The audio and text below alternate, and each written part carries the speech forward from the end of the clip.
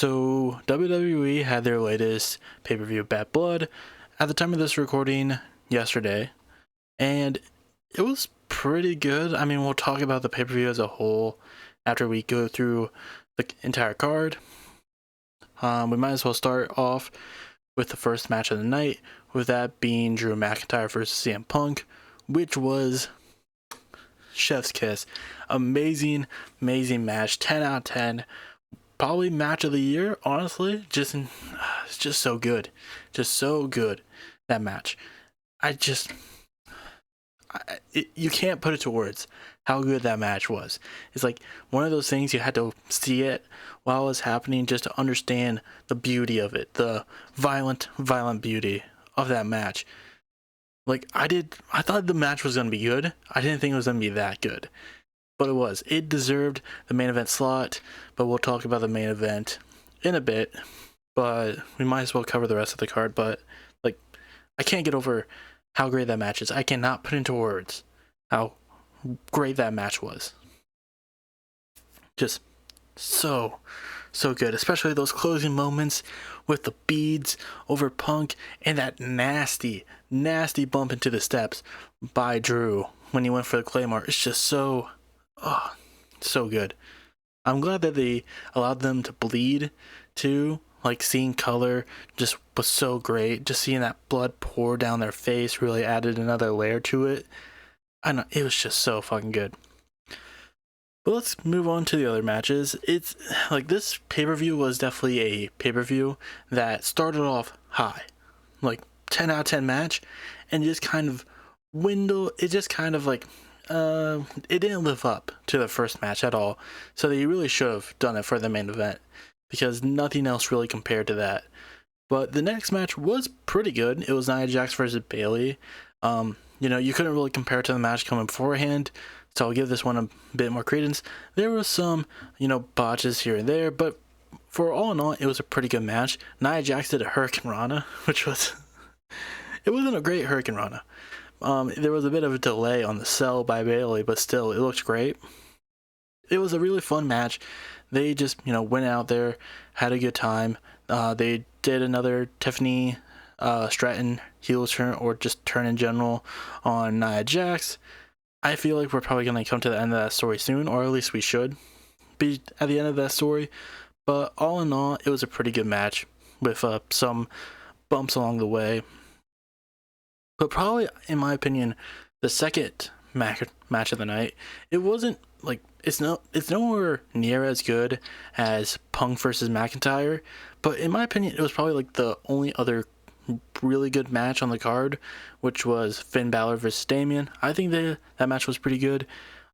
Just a really good wrestling match. It wasn't anything special, but it was just a fun match, in my opinion. I really liked the ending there with, like, Finn Balor cootie crawling on a bent over Damian on the back, and then Damian catching him in the choke slam. 1, 2, 3. I was surprised Damian won. Maybe they're saying that Damian's gonna get away from this feud. We'll see. But speaking of the Judgment Day, the next match was Rhea Ripley versus Liv Morgan. I just realized I'm just kind of speeding through these. I mean, outside of like CM Punk and Drew McIntyre, there wasn't much to talk about.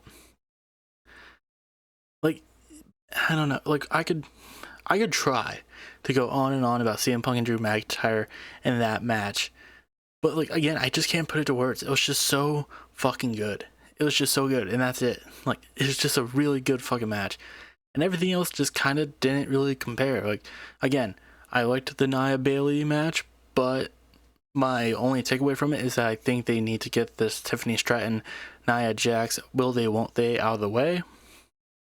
And with Finn Balor and Damian Priest, I don't know.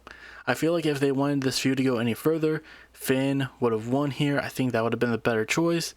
Possibly they're going to go for another match for this. Maybe, I don't know. I feel like Finn should have gotten the win, that's all I'm saying. But I believe I don't know.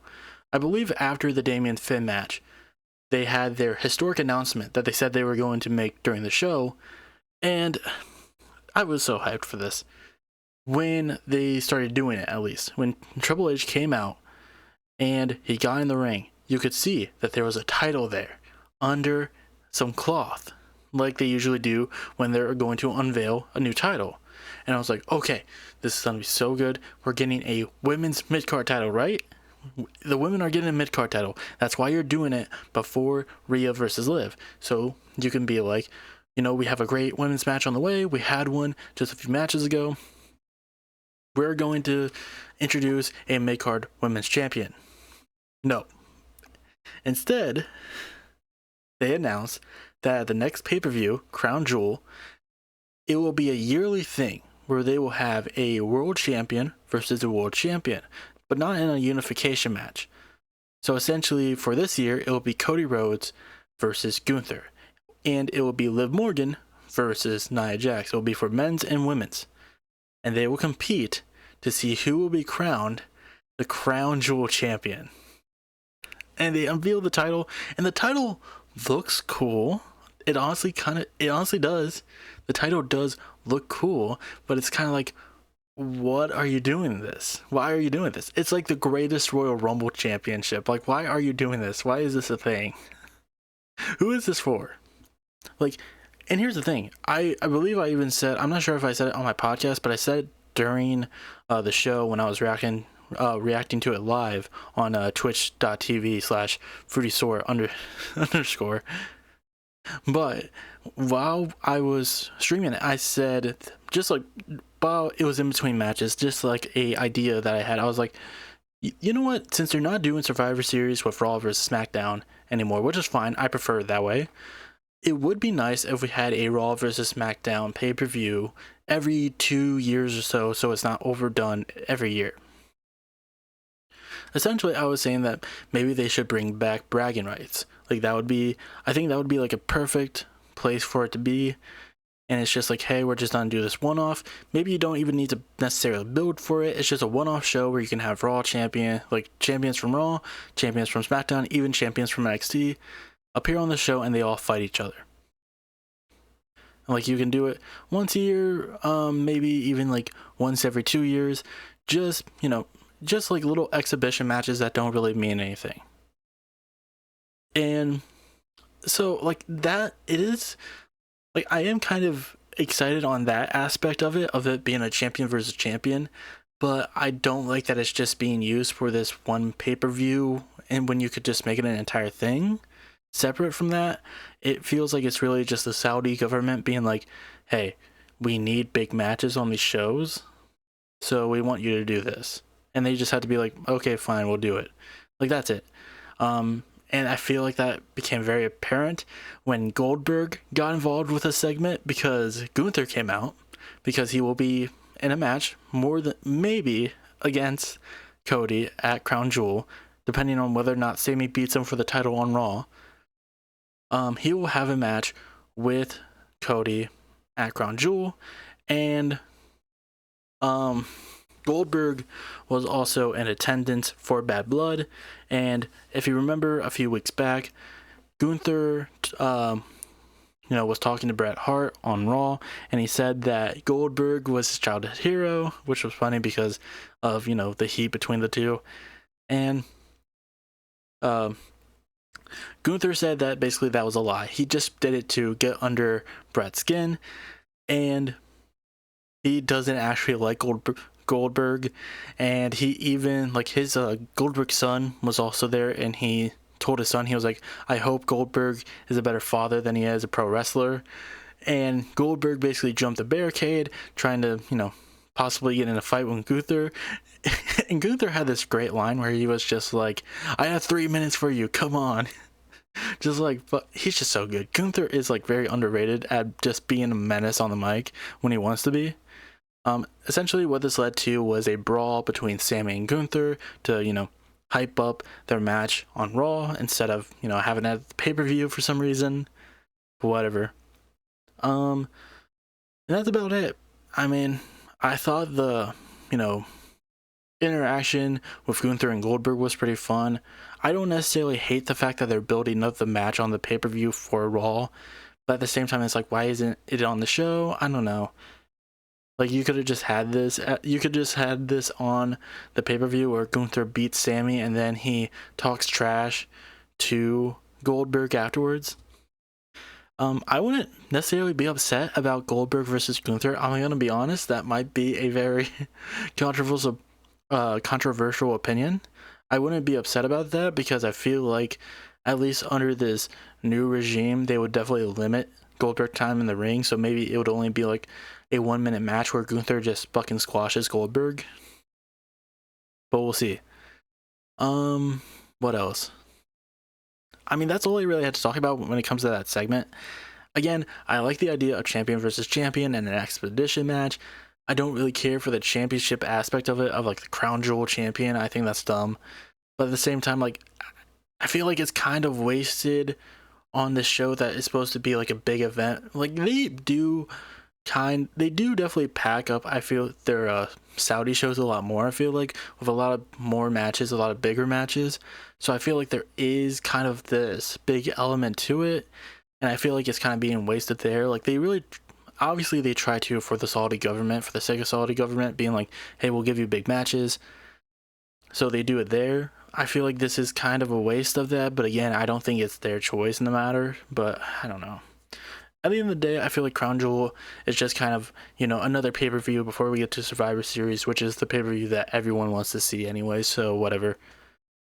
But I feel like it would have been nice to have like another world title match between, now and Survivor Series out Crown Jewel. But who knows? Maybe we'll get it on Raw and SmackDown. I mean, I'm not against world title matches on the weekly shows. I'm just saying, like, with Gunther versus Hammy, I would have preferred that to be at a pay-per-view, but also, like, sometimes if the card is a little too much, like, if there's too many matches on the card, then yeah, you could have it on a weekly show, but in this case, it was only, like, 5 matches. Like, I feel like for the maximum of matches per show, you could take it to 6. I don't know why they're so set on 5. I don't know why. What else? Yeah, I mean, there's nothing else announcements-wise, so we might as well get back to the matches. We had Rhea versus Liv, and here's the thing. This match was pretty good, except for the ending. That ending was like a wet, nasty fart in a trash bag. That ending sucked, and I like Raquel Rodriguez. I don't understand why people... I don't know, maybe it's really only online hate as far as I know. I don't think like anyone like the fans hate her so much that they don't want her on TV, but I think it was just the execution of it. So I don't know. It also didn't help that Dom was being focused on a lot during the entire match, and it took away from some of the action, because the action itself, when they focused on it, was pretty good. But it just, I don't know. Liv also had a great showing too, so it just sucks that all kind of got taken away from the immense focus on Dom and then the botched finish, because what was supposed to happen is that Rhea was basically going to hit Dominic Mysterio after he fell out of the shark cage but was kind of being strung up by a chain that was also attached to the cage. So he was just kind of hanging there. So Rhea basically went to the ref and was like, hey, just give me a minute. I'm going to go take care of this, because Liv was kind of out for the count because she got hit by the Riptide. But instead of pinning her, Rhea was just like, I'm going to go take my aggression out on Dom. So she was like, hey, just give me a minute. Let me get some aggression. And the referee, I thought it was hilarious. The referee was just like, hey, you earned it. Like, I'll give you the minute. You go beat up on him. And eventually what happened is that Raquel came and attacked her. But I don't know. I think the referee was supposed to be distracted at some point. But the way that the interaction went down is that it was obvious, like, Raquel attacking Rhea obviously happened right in his face.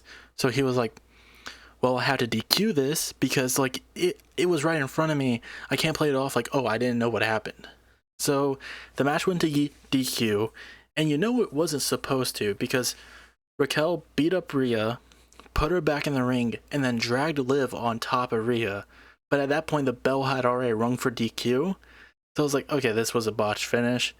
It just doesn't really work for a lot of people. I thought what was going to happen is that Raquel was also going to attack Liv and be like, oh, she's off on her own. I guess she's joining Judgment Day. And I don't know, maybe they're going to do like a, what was it?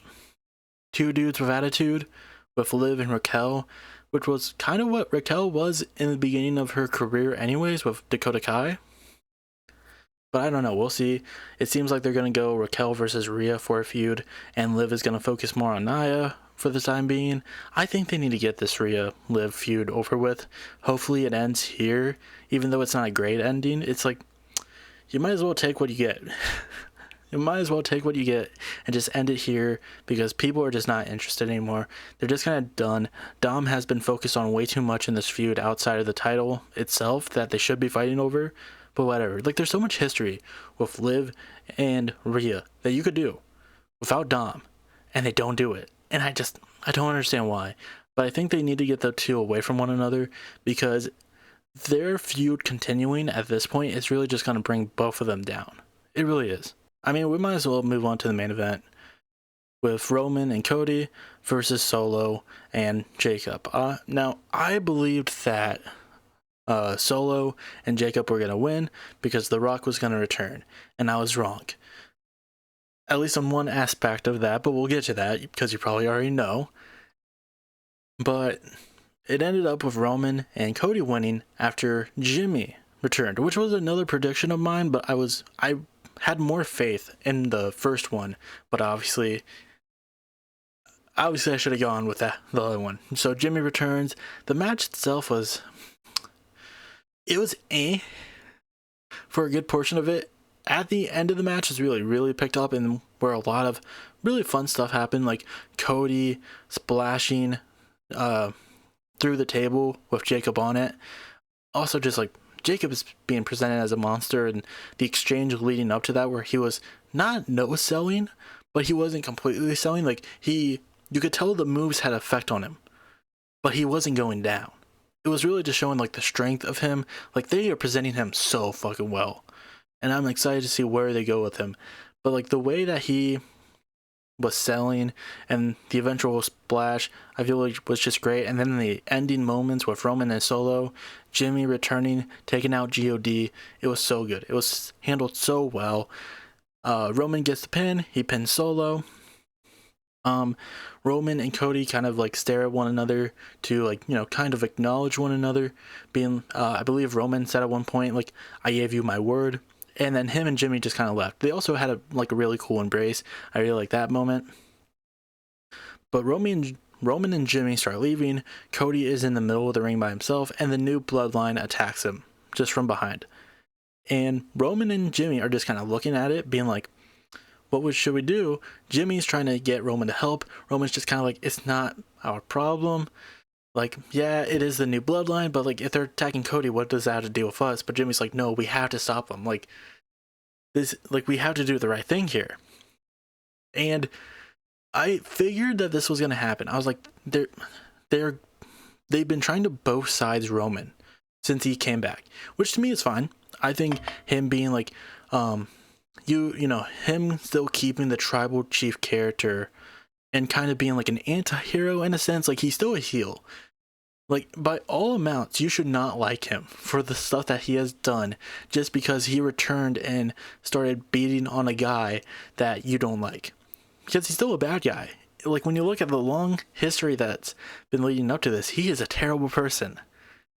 But this to me is when they are solidifying that the tribal chief is now going to be a face from now on. Because instead of just thinking about himself and him and Jimmy, he listens to Jimmy about helping Cody just because it's the right thing to do, and they do it.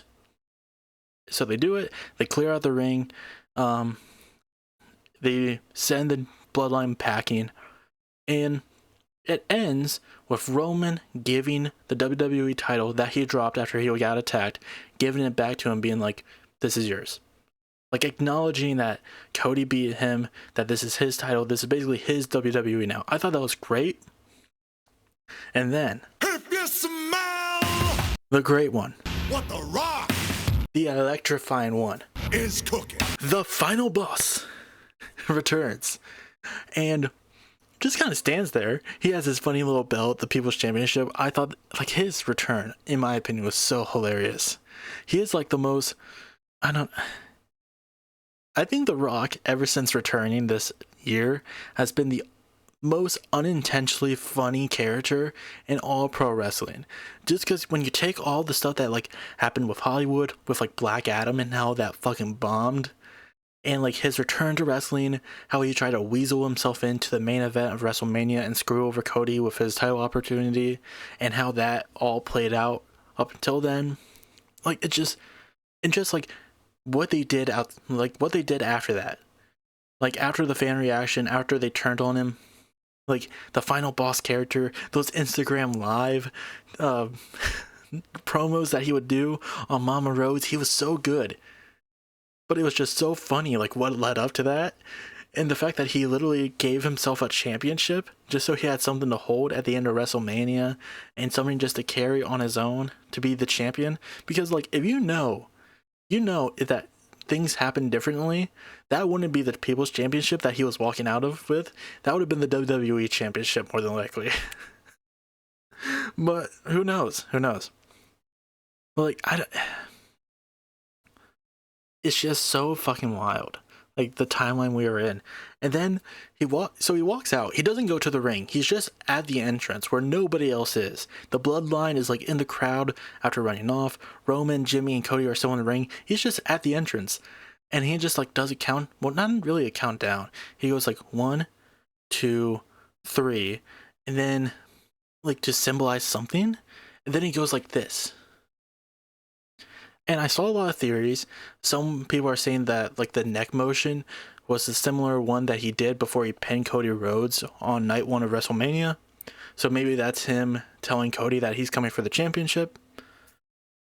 Could more than likely be the case, definitely. There's another theory I heard. I mean, I feel like this is gonna be true. Is that like when Roman gave the title back to Cody, that, and like, you know, going to war with the new bloodline, that was basically The Rock seeing that Roman is no longer the tribal chief. The fact that he gave the championship back to a man who was hell-bent on destroying the bloodline is like him being like, I'm not taking your orders anymore. You're now my tribal chief, and you're cut off. It's gonna be like, and maybe that's what this motion was, and maybe that's what like you know, him going 1, 2, 3 was like. Maybe it was like a certain amount of strikes. Like, okay, you know, attack Solo, you decide to team up with Cody, and now you're handing him back the title that he took from you. Like, that's 3 strikes, you're out. I'm not following you anymore. We'll see. Who knows when we'll see The Rock again? I don't think he's advertised to show up anywhere. He might appear on SmackDown. That would be pretty cool. But we'll have to see where this goes. Like, I'm very interested in this. I'm very interested in where this goes, but we don't know where it's gonna go. Also, so that's kind of where I'm gonna leave it off with the Bad Blood aspect of this. I do want to talk about what I think is going to happen in the future. Not necessarily the build up to Crown Jewel, because honestly, with the announcement now that Crown Jewel is going to be champion versus champion, there's definitely going to be other matches on there. I don't really care about that aspect of it. I'm more or less going to focus on what's going down on like at Survivor Series, because that's where a big theory of mine is going to happen. But also before we really move away from that, after the show, so like in the area where all the wrestlers are parked and you know have their vehicles, and Cody has his tour bus, fans were able to catch Kevin Owens and Cody Rhodes talking outside of Cody's tour bus. And it was obvious that they were arguing, and there was like a large amount of fans. There were a lot of fans recording it. And what happened is, they have a storyline going on where Kevin is not a fan of what Cody has been doing in regards to, his involvement with Roman. And I believe, it was really cool because there's no official WWE footage of the event taking place. It's all fan footage. So it feels real. Like, it feels like you're actually witnessing these two people fight, because Kevin Owens turned on Cody. Like, the WWE title was like on the ground. I believe Cody set it down there, and he went to go pick it up, and then Kevin just started wailing on him. And it ends with Kevin just kind of walking away and going into a Lamborghini, which is like, it's the in terms of like the types of cars that I would believe Kevin Owens would be the one to drive, Lamborghini is way down there. But I thought it was really cool. Like it was none of that like the stuff that WWE puts on Twitter of being like, here's what happened after the show, or like here's an interview that we caught with one of the superstars. Like, no, it was all fan footage as far as we know for now. But I just loved it. But moving on to what I think is going to come after in terms of the build up to Survivor Series, because again, I don't really care about Crown Jewel at this point. But also, that's like my theory doesn't have really anything to do with Crown Jewel. We'll see.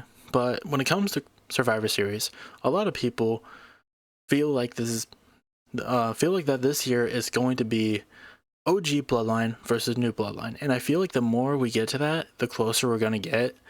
But I don't think it's gonna happen the exact way that people think it's gonna be. Like, I don't think it's gonna be exactly New Bloodline versus OG Bloodline. I think there's gonna be, because in that case it would be a 4v4, and that could definitely work. We've seen it multiple times in the War Games format. But I think they're going to get Cody Rhodes and Kevin Owens involved with this. Maybe. Or maybe they'll have a singles match for the WWE Championship outside of the War Games match, which is definitely possible because it's in Canada. You probably want Kevin Owens, because I believe Kevin Owens will be the next WWE Champion, and I feel like they'll probably have him win it at Survivor Series or Royal Rumble. But I think what they're going to do, I think they're going to have Cody, even if he's not in the War Games match, he's going to be siding with the OG Bloodline, obviously. And that's how Jay and Sammy are going to get involved. So basically, the way that I see it going down is that because of Kevin Owens attacking him, turning on him, and basically, them starting their whole feud, that's going to make Cody unavailable to even participate in War Games because he's like, I got to focus on Kevin. So he calls in Jay to help out his family, and maybe you get a whole thing where Roman apologizes to him, they make up. The Usos, maybe there's still some tension there, but they kind of make up too. Maybe you can still play on that, maybe leading to WrestleMania, because I think with WrestleMania, they'll probably do God versus the Usos. And then the way that you get Sammy in is through Jay and Cody, but also, like, he wants to get involved with this whole situation in order to kind of get close to Kevin. Like, he wants to come to SmackDown and get involved with this feud in order to try to reach out to Kevin, being like, hey, I'm trying to save you from what you're becoming. You're turning back into your old ways, your old heelish ways, and I'm trying to save you through that. And he participates in War Games. Kevin maybe wins the WWE Championship. Maybe if he's involved with War Games with the New Bloodline, who knows? Or, whatever. And, sometime later, KO takes Sammy out. Maybe, Survivor Series, he beats Cody for the WWE Championship. Royal Rumble, they have their rematch, and Sammy comes out after being taken out by Kevin or something. I don't know. Basically, what I'm trying to get to is that I think for WrestleMania, like I mentioned earlier, it's going to be the Usos versus God, Roman versus Rock. These are some matches that I believe are going to happen. Solo versus Fatu. I think Jacob at some point is going to turn on them. Maybe the God go their own direction, and that's why they get involved with the Usos instead of staying with Solo or Jacob. You have Kevin Owens versus Sami Zayn for the WWE Championship. Maybe Sami wins the Royal Rumble. Maybe he gets an Elimination Chamber win that gives him the opportunity. But I believe that it's going to happen. I do believe that we are going to get a Kevin Owens versus Sami Zayn world title match at WrestleMania. But then that also leads up the question of what is Cody going to do? Because I think there is a good possibility that Cody retains his championship all the way to WrestleMania. But then there's also the thought, well, what else does he have to do? I think, so this year is going to be the last match that John Cena ever has at a WrestleMania. I think they should do a passing of the torch. I think they should have Cody Rhodes versus John Cena. And you could have it where they're both faces. It's total respect through and through, but you just build it up as a pure money match of John Cena giving the torch to Cody, of being the next face of WWE, and that's it. I think that would work. Hopefully, I don't know. You do run the risk of Cody maybe being a bit hated by the fans because of how loved John Cena is, but I think if you play it off well, it could work. But that's just kind of my theory. You know, we're still months away from WrestleMania, so all this could be bullshit, but this is just some thoughts that I had that I wanted to kind of get out. But yeah, that's about it. Bad Blood in general was a one match show, in all honesty, and the other matches just couldn't live up to it. I think it would have been better if it went on last, but instead it didn't. But even then, I think it worked really well in moving the Bloodline story, as well as just giving us a really good match. But yeah, that's about it.